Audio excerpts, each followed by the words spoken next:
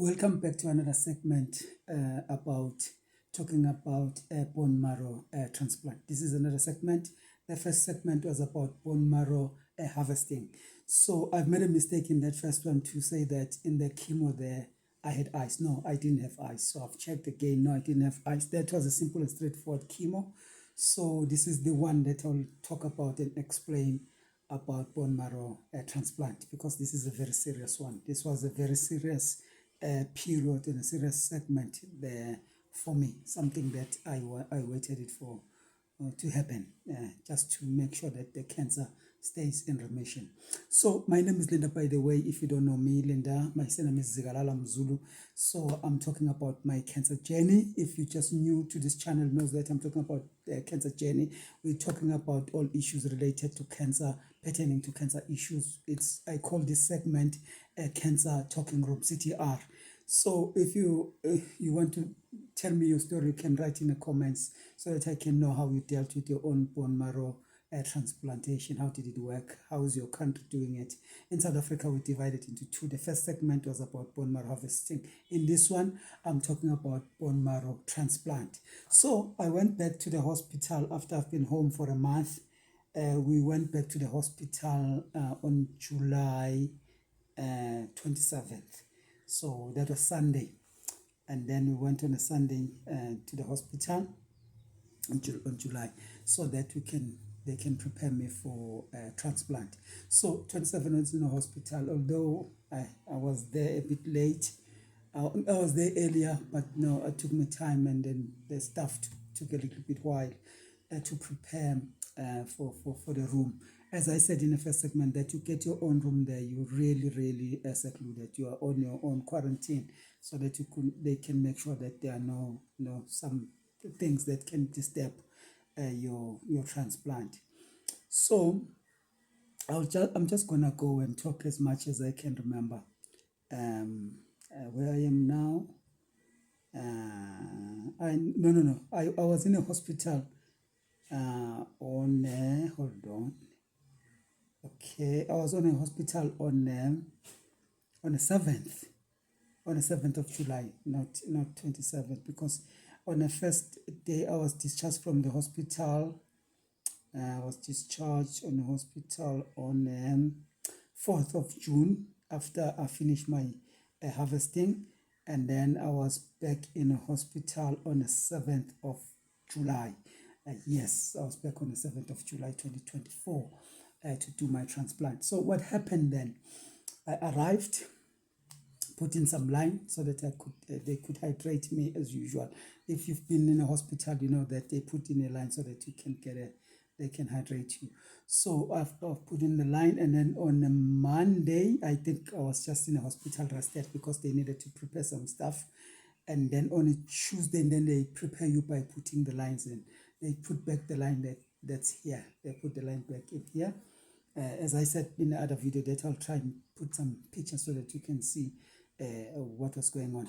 So they put on the line, so I was prepared. What else happened on that day? Nothing much happened on that day. After the line was in, and then on a Wednesday, and a Thursday. Wednesday and a Thursday was the chemo day. That's the chemo that was very interesting. So, on a Wednesday, the pre-meds, as usual, they gave me pre-meds, and then they told me that in this chemo, I'm going to have some ice with it. The nurse explained after that, they don't want me to have any sauce on my mouth. That's why they give me ice. But anyway, if you know better, you can even say something on the comments and teach us why they are using chemo and ice together at the same time. Yes, but that's what I was told. Anyway, for an hour, I didn't know how difficult it is to eat ice, guys. I even ended up asking them to crush the ice into smaller pieces because it was not easy.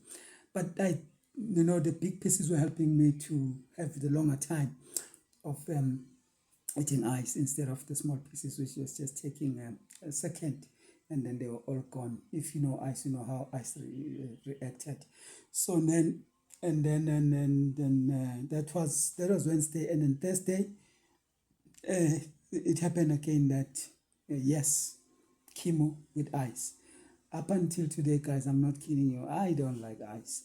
Now I can eat ice cream. I think I started just a few weeks ago, 2 weeks, 3 weeks ago. I started to eat ice cream when it was school holidays for my son. So then, because you will order something, and then I will order something like ice cream, and then I can eat it. But other than that, ice is not an easy thing for me. Even to drink something cold, I drink my water as warm as it is. I don't even put it in a fridge. But I've started 2 weeks ago, a week ago, to put it in the fridge and enjoy it cold, but not too cold, not yet. I'm not there yet. So the transplant happened. So on a Thursday, so chemo happened, and then then we had ice, and then after chemo, we checked my blood reading. My blood glucose levels were really low. I had to ask for food quickly and had some bread so that I'll put my blood sugar levels back in order. But other than that, everything went well.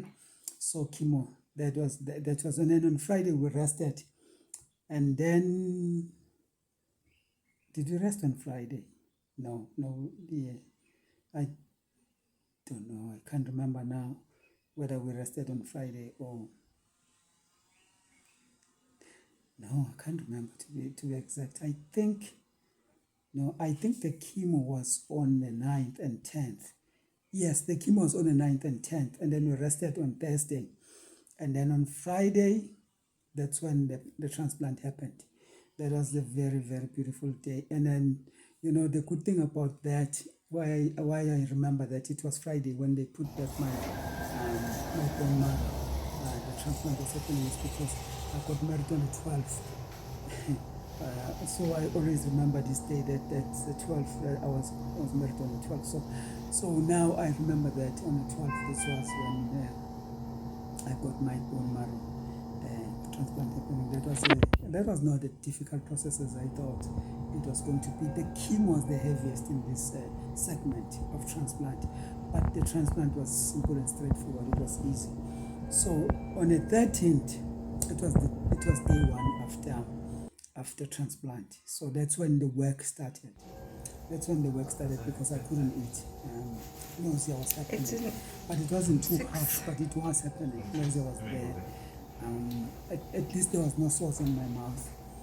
And then I stayed for a week in a hospital. From the week in the hospital, after the transplant, they need to see that you stay in a hospital so that they can see that your white blood cells are getting back into order, and then they see that your immune system is at least rebuilding. So it took me a little bit of while for my system to start to work well.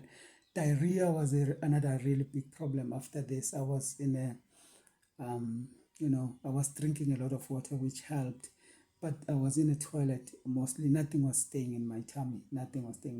But I had all the medication I needed, so I was pumping with medication. And I think that was for me, the bad side effect I had was mostly the toilet. And then the dietitian came in to exchange some ideas to see what I can have. And then the protein shakes that she gave me as well, they helped, I have to say, with energy and stuff, but still, my diarrhea was still not very good. I'm sorry to talk about the toilet here, but the diarrhea was not very good. I think it stayed for the whole week. But anyway, they've checked my stool to see if there was any concern. Nothing. It was all clear. I think it was just a matter of my life was getting back into order. So that was the whole week afterwards. So the doctor decided, because my blood count was starting to look better. My white cells were starting to look better. Red cells were starting to look better in my blood. So he was contemplating of letting me go home, and that was Tuesday. And then on I think that was on the 23rd, when I was supposed to go home. I think it was the 28th of July, 23rd, when my temperatures decided to spike. It wasn't too bad, but it just started to be 7.5 and 8, and then it just started to want to go higher. So now then the staff was likely really worried. They came back to try and help, put me back into a nice shape so that they can drop down my fever. I didn't feel feverish. I didn't feel nothing, but my temperature decided to spike. So yeah, but anyway, it happened that week. So they monitored me from Tuesday, Wednesday, and Thursday, and on Friday everything was back into order. I was okay, so I was out of the hospital on the 27th. I was at home, so that's where the hard job started, because now said you need to be clean, you need to eat everything washed, clean. You don't need to go to the restaurant. That's the recovery. That's where the recovery started. So I still had the problem of going to the toilet. So because I was at home now, I could cook food the way it will help me with my tummy as well, and have a little bit of fiber the way I could control my toilet. But at home, I went to the toilet just for a few days, I think 2 or 3. Then I started to have better stool after that. To be honest, there were days in the hospital that were much better as well. But that was my biggest side effect after the transplant. And the energy, oh no, the energy was not very, very good. I had, at home, they prepared me an extra room so that I can be there and recover. I was watching a lot of TV. I didn't know what was it all about anyway. I was just keeping myself positive, keeping myself focused on getting my life back together. When I was in a hospital, I didn't want to be always in bed. I could read but stand up and do a little bit of movement. I didn't want to be stuck in bed. And at home, I was the same, doing the same thing. I didn't want to be stuck in bed, although I could feel that my energy was not 100%. So I tried and start to be back in order, my food, and to wash everything that I was eating. I wasn't eating everything because I know that I like Greek yogurt, so I wasn't allowed any Greek yogurt, unfortunately. But it was all fine. It was all good. It was for the better, for me to get better, to be honest. And then that was the biggest part, was just nutrition when I was at home. And again, to do follow-ups, like go to the doctor to see how your blood work look like, and they check you again.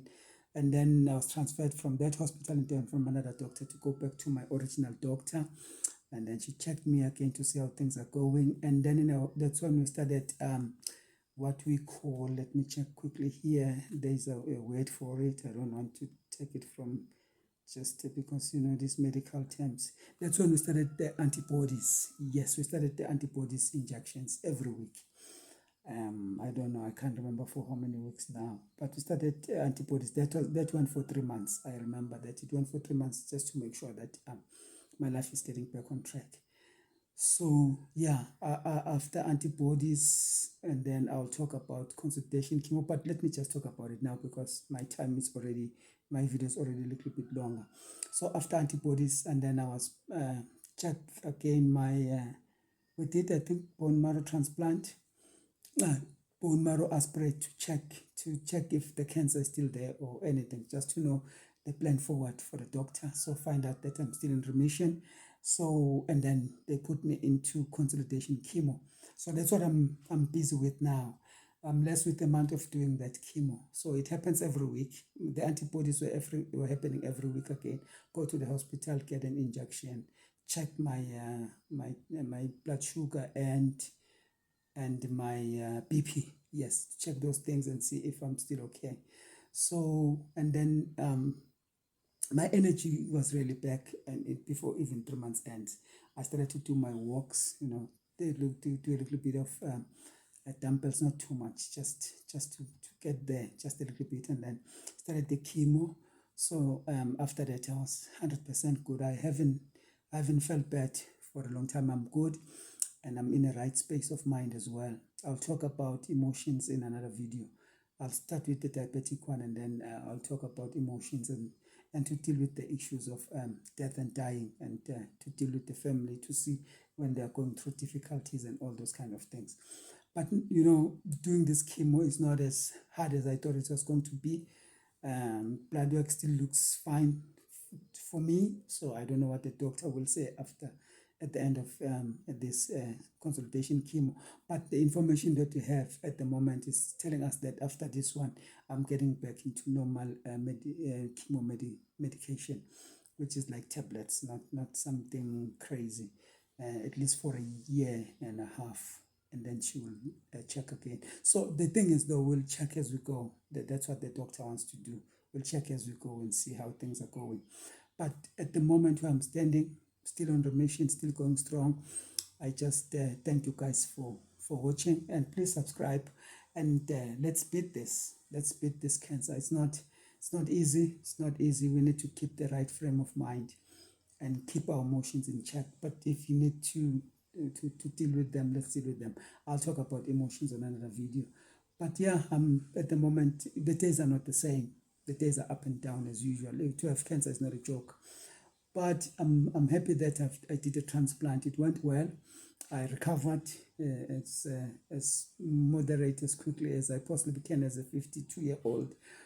But I'm just grateful that I did it, because now I can be here and do a little bit of my work and inspire people and change people's lives as much as I can, and help where I can, just to do the best I can in the time that God has given me.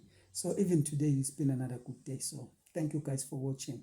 Please subscribe, tell others. Let's all fight this thing. If you've got better ideas and you know how to deal with blood cancer, myeloma, you can just share with us. Thank you so much.